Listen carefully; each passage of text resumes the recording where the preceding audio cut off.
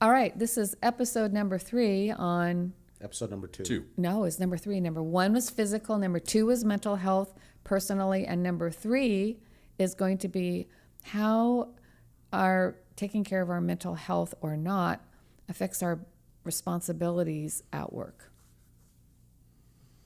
God, that's a big one. Lot to unpack. Well, there's an RPC on it. Oh, God. RPC. Let me just give you a quick AI breakdown. All right, Okay. like that. Lawyer burnout is a chronic state of physical, emotional, and mental exhaustion caused by high-stress environments, long hours, and relentless perfectionism. Affecting over 50% of surveyed lawyers, it leads to cynicism, reduced efficiency, insomnia, and anxiety. Overcoming it requires setting firm boundaries, self-care, and potential workplace changes. The signs can be constant exhaustion, reduced performance, negativity and isolation, physical issues such as insomnia, headaches, weakened immunity, and high blood pressure, and substance abuse. Yes. So, It's very serious because It is very serious. because you don't hear about it as often now, which is also worrisome. But the substance abuse issue is pretty well known. yeah. I think it's harder to see now because now people work remotely. Yeah. You don't see them going out after work and doing it in public. Well, since COVID in general, people are going out less Yeah. overall. But So it doesn't mean that they stop drinking. drinking or doing drugs. Yeah. And some of those drugs, I mean, that's the thing. Some of those things are done for the purpose of trying Yeah. to continue that overworkedness. Yeah. You know, using smart drugs and stuff like that that keep you focused or awake, and same problem. Then they're overextending themselves. So, I mean, I've touched on this, and I said last time, as you know, I'm the person that keeps going mentality. And I was thinking about that was something that was I was trained on at a very early age. Well, I think everybody from You just keep on going. our generations, that was the way to go. You don't stop. No, and there's a lot of positive reasons why not to. I can remember something as ambiguous as being in like a piano recital and flubbing it, but I knew that you just keep going, and you just keep going. Even if you're scared or even if you freak yourself out, you just keep going, and that's like the most easy kind of example. It was not the result of anything other than that's what you're supposed to do.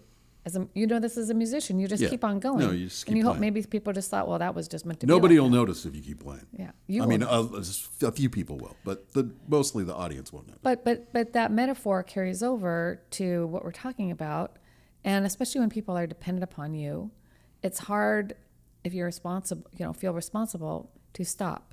And so, on a personal level, about 4 to 5 years ago, in one of my many episodes of this is Karen's yearly or bi-yearly letter announcing different things, I started to realize that I was burnout. I mean, I pretty much hit a lot of the markers, not all of those markers. Obviously, I don't do drugs or alcohol. I don't have insomnia. I just don't sleep very much.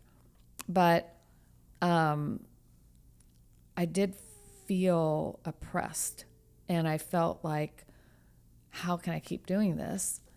And I pretty much worked all the way through that experience, because I don't feel that way anymore. Denny came here, Mo came here. It really started changing, and I did my own work on myself too. I was talking to two different coaches, Darian and then Sherry, my other coach. Sherry Vernon, by the way, she's exceptional. The best. Sherry Vernon, let me just say, free advertisement. The best. She helped me basically prioritize, but I never did confront it and deal with it. I had to let it. My issue is I just couldn't keep doing this much, but I was. Most people would and I had the risk of, if I hadn't seen a doctor, had my event, doing something, some permanent damage. But I can remember just not being quite as happy as I normally am. I'm normally a pretty happy person. I can remember never dreaded work, but I was, plus it was in the pandemic. Yeah. But that state of being, I knew was not sustainable. What I've seen in real life and what I've experienced in my job site is that most people, when they get to a point of burnout, overstay it, like I did, not as long, and then collapse. In some way, something bad is going to happen.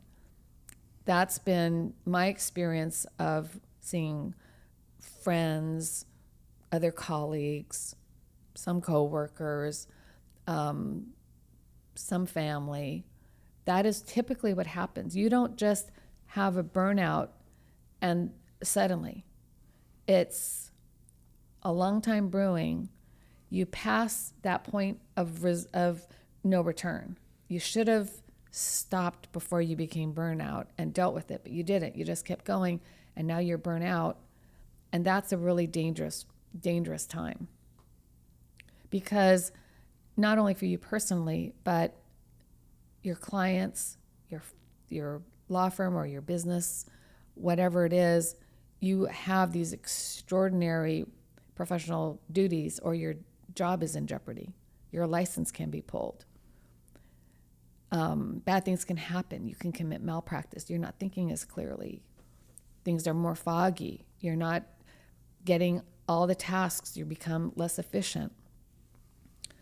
And I don't really know how you deal with that. I think that in this profession, we tend to try to be proactive in the firm if we see someone doing it.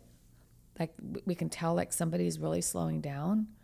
We will try to be proactive, but it's also like there's a sense of, well, it's none of my business. Should I be doing that? That can be really tough trying to tell somebody what to do. Should I talk to somebody? Like I've crossed those lines with people. But that's because, I'm a managing partner, but it is very delicate, and you have to have really good relationships with people to be able to do that to begin with. But it's just not how our culture is. Our culture is suck it up and get over it and keep going. What about you, Mo? Just you're talking about this, and I feel myself like, because I wouldn't call it triggered, but I feel what you're saying, and because I felt this, I think the hardest part is getting burned out, like understanding what that means, like identifying it. Have you ever been burnt out? I've several times in my life. Yeah. I've burned out, and different types of burnout. And you're better at describing your emotions than I am. Yeah. I'm like terrible at it, as you can tell. Yeah. So if you could help the listener, not because I'm trying to put you on the spot, but just because I am deficient in my ability to explain my emotions, because I am a robot, AI creature, slightly joking, but not really. But Mo, you're able to much more eloquently, because you're in better contact with your emotions than I am. Can you, and honestly, can I just say, yes, I call him Moody Hamoudi, because he calls himself Moody Hamoudi, but I do think that there's something really precious about that ability to be in touch with your emotions, especially if you're, a guy that likes to go to the woods and shoot guns and wrestle, do taekwondo or do jitsu and stuff. Like I think that is a great thing to be able to do. I wish I could do it better. I think I can talk about something that I can say is that burning out is not specific to work. Like burning out can just happen. And it's when your nervous system just goes out of whack or starts to unravel and stuff. And probably one example of me burning out was in New York City when... well, wait. You don't have to tell us personal circumstances. Okay. What I'd rather you do, unless you want to, but what I was hoping you could do is just tell us what that feels like, because Okay. I'm not good at, I didn't do a good job at Okay. it. If I didn't want to cut you off, but I Yeah. also didn't want you to have to. That's fine. I don't have to tell personal, but what it feels like is that you feel untethered from ground and body, and you are your breathing is quickened at various times. You're constantly reeling in your mind. You're spinning. You're spinning. You're But not you're going anywhere. catastrophizing. You're not really going anywhere. Your day is not being spent in what I call the planned, productive manner. Your time and energy is not protected. Your nervous system is not calm, and you are not operating with purpose. You're not operating with meaning in your life, which is you're not operating within your value system. You're just sort of functioning, and you can tell that you are physically not well, or nervous-wise, physiologically, you're not feeling well.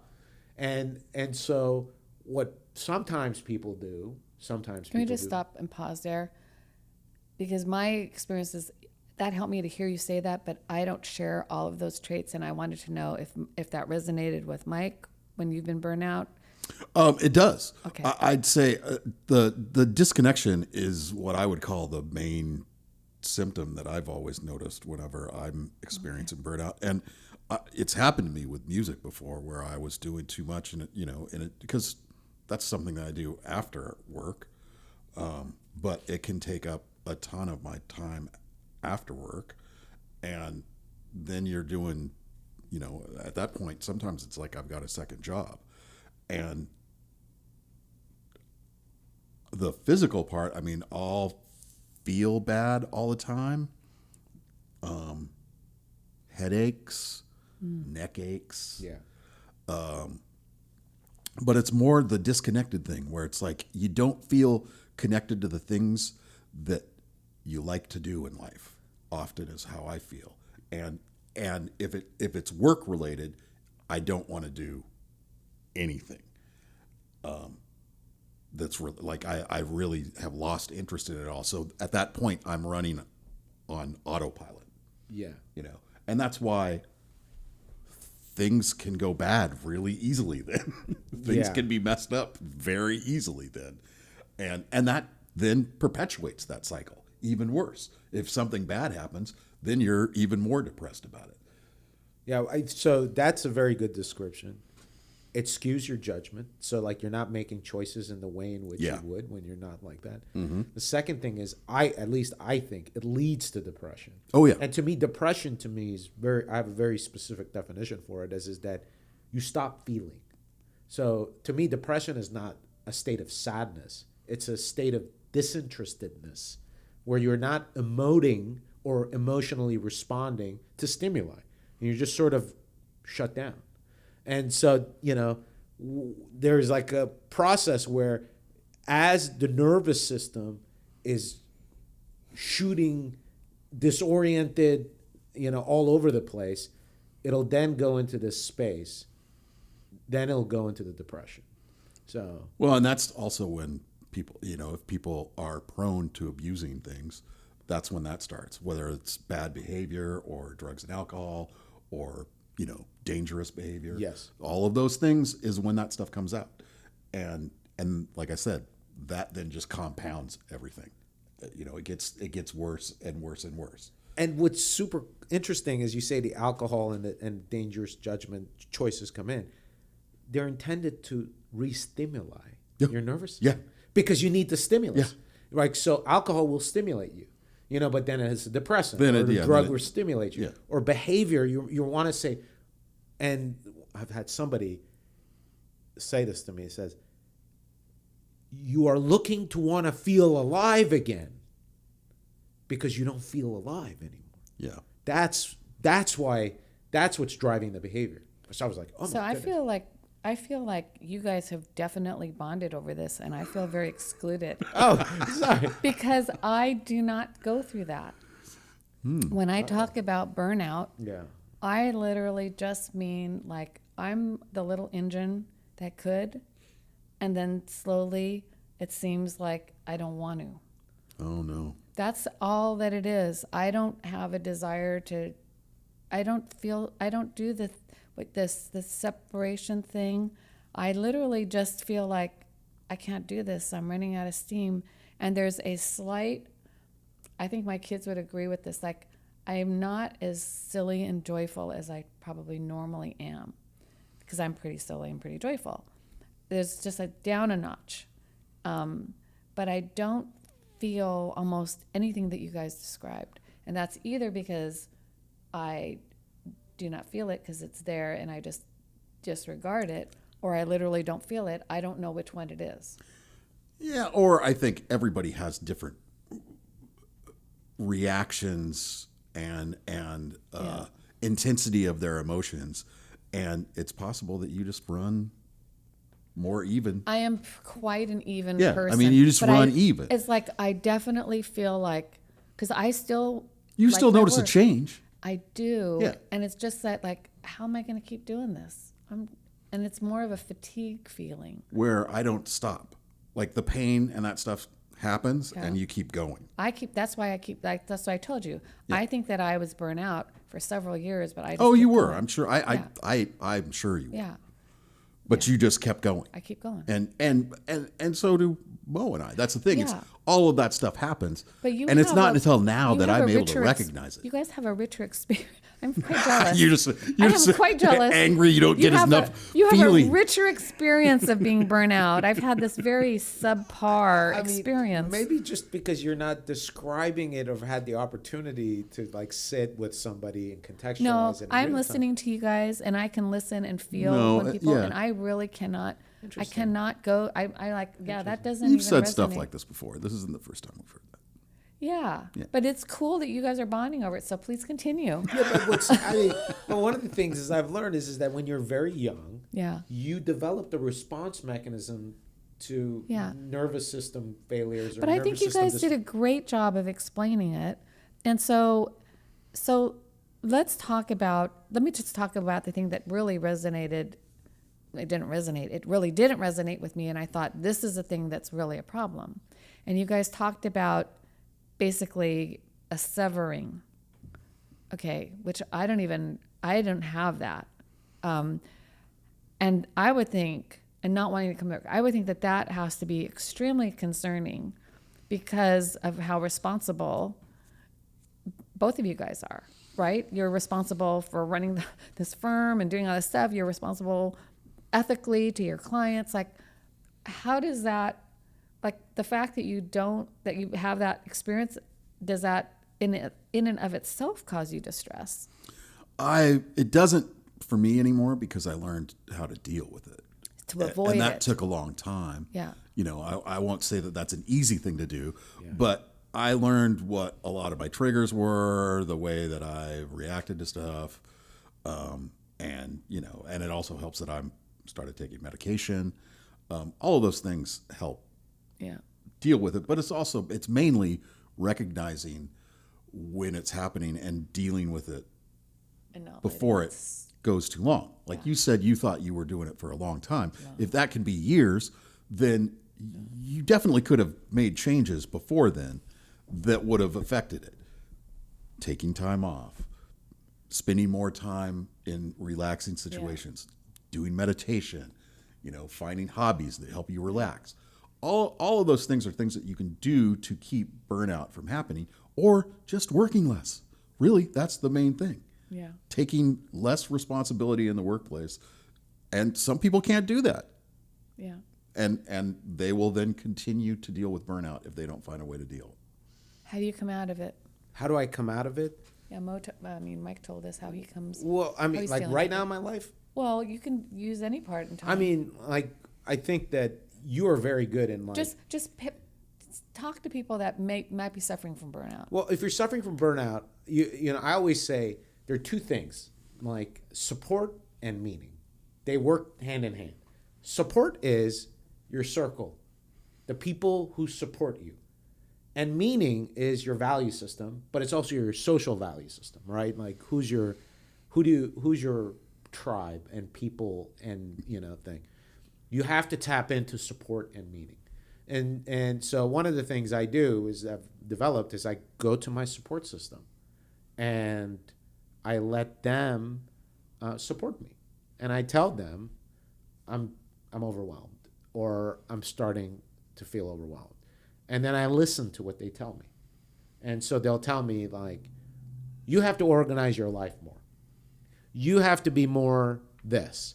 And, you know, I have people who I ask and they tell me, you got to do this more for yourself. You got to do this more for yourself. And I take their advice. Do you? I do. I do. I was going to say, I don't always take let the me advice. Exhibit A. Mo decided he was going to not only start an entire basketball team for his 10-year-old at school, that he was going to coach it on top of having this job, his pro bono work, being president of the Federal Bar Association, teaching class at the Seattle University, and wanting to go play basketball every once in a while himself. That's a good example. He decides, and I say, you need to stop coaching next year. You can't do this again. Because he goes to these tournaments. He's gone Saturday, Sunday, and then he wants to take him to dinner and all this stuff and overfunction because that's who he is. Oh, you should see their little faces. And then he goes, and I'm going to violate a client patient. Then he goes and tells his coach that, and she says, yeah, you need to like make priorities inside him. He's like, okay, I'm not going to do it. And then 3 weeks later, he says, yeah, I'm going to coach him next year again. So that's a good example. Here's a question though. Yeah. That I'll say. Yeah. He's so burnt out. Does the coaching of the team give you joy and take away from the work week and all that kind of stuff? So much joy. So that's the thing. So It's much joy. a little bit of a Then balance. he needs to quit. Then doesn't. But he probably needs to work? find something else not to do when you do that. Well, he also said that. He also says, here's his I'm just going to blast your personal stuff. Yeah. His excuse is, well, it's time with my son. I said, it's time with your son and 12 other kids. Yeah, but it's still time with his son. Like I can said, spend I time think with that his I think that is something that's on the positive side. And while some of the positives still can cause you stress, I think that that's the solution to a lot of it, is finding the balance between those things. Yeah, you got to make your decisions, right? But you can't do it's true. all of He's it. still overextending himself. Don't get me wrong. Right. You're right. Yeah, You're we're all both right. We're all You're right. both right. Yeah. You're both completely right. And so where I struggle is that where you say support and meaning is that I do too much to try to extract meaning out of my life, because that's like my anchor. That's like what my that's what holds me, you know, because if I don't have that, if I don't have meaning, like that's where I get into trouble. And so, but she's right. I do overextend myself. So, but I listen to other stuff that you've said. Whatever. But you know, this is a serious subject. It is a serious subject. And there are people that do not recover from this. No. Or there are people that make a fatal mistake. Yeah. Yeah, that's what I was going to say. This is the reason for attorneys to be paying attention to this. This could very badly affect your clients. Yeah. You have to, as a lawyer, you know, the rules of professional conduct make it part of the objective is to make sure that you are able to give advice and represent your client. And if you are not able to take care of yourself and that interferes with your ability, you have a responsibility. The bar has a lot of resources to help you. There's programs that help lawyers with addiction, with substance use. But where I see it is at lawyer events, like socializing events. Well, I was going to say, that's the thing. It's everyone's, it's the convention. So, hey, let's all get loaded. Yeah, and then you go. Well, that's a culture that they And that's built. that's a culture. Why is that okay? Why is there always so much drinking? I mean, I've grown up, you know, seeing this. Like, and the big thing for me, one of the reasons, again, I'm not just marginalized because I'm a female. I was marginalized because I was a female who had 3 children who I had to get home to, and I couldn't go to the, you know, social hours after work where people were in the bars. I don't understand bar culture at all. It's just not my culture. And sometimes I wish it was, because it looks kind of fun. Like, well, there's that cute little bar. That would be so fun. You just go in there and hang out with your neighborhood friends. It sounds great. But the drinking part doesn't resonate with me at all. But for the lawyer events, it is the high point of it. Because there's a distinction between going to an event, having a drink or 2 drinks, and having so many drinks that you're inebriated. And now, remember, you're out there as a professional lawyer, and your behavior is going to obviously change if you're inebriated. You're not the same lawyer in a courtroom. But if 11% of the population has alcohol use disorder, then why aren't we more sensitive culturally to that? Because it's a masculine thing. Being able to drink means you're powerful. Well, I know means you're women tough. to get down. No, I'm not saying it's true. Yeah. I'm saying that's what people think. It's that old school male-dominated lawyer thing. Hey, we're all sitting down with a cigar and a thing of scotch. It's just not.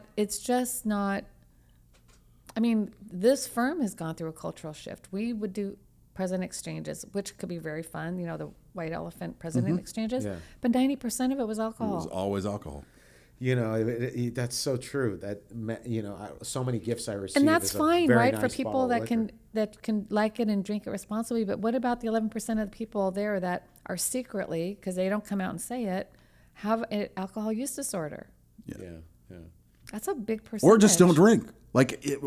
People that don't drink at all, are they going to want to have alcohol as a gift? Probably not. I give it away. I used to get so much. I mean, no offense, but someone just came over the other day and brought me a bottle of wine, and it's very lovely. Thank you for the. I mean, I'm going to always say thank you very much, but it's going to somewhere else since I don't drink. Usually these days we give it to whenever we go to another party, we just hand it off to them. Yeah. But the fundamental issue at the bottom or at the top of what this should be is, yes, there's a personal cost when we don't take care of ourselves and our mental health as best as we can. But there's also a cost to other people that are dependent upon us. Yeah, you have to protect your time and energy, calm your nervous system, get support and meaning, and find ways to have like a plan to do that. Otherwise, you're just at risk. If you're working as long as Karen and I or you are, burning out. I wouldn't say you're at risk. I think it's just a matter of time. It is a matter of time, which in itself will cause stress and distress to you because you're worried that, let's say that you're a solo practitioner. Yeah. What happens when everything falls apart? I mean, that's your whole income. That their clients argue, I don't have a backup plan. I mean, and you have fallen apart. Now just the repercussions are enormous on all levels. Yeah. And can you get that back? So it's really fraught. We don't spend enough time with it. No. Because people are embarrassed about it. Good episode. Yeah.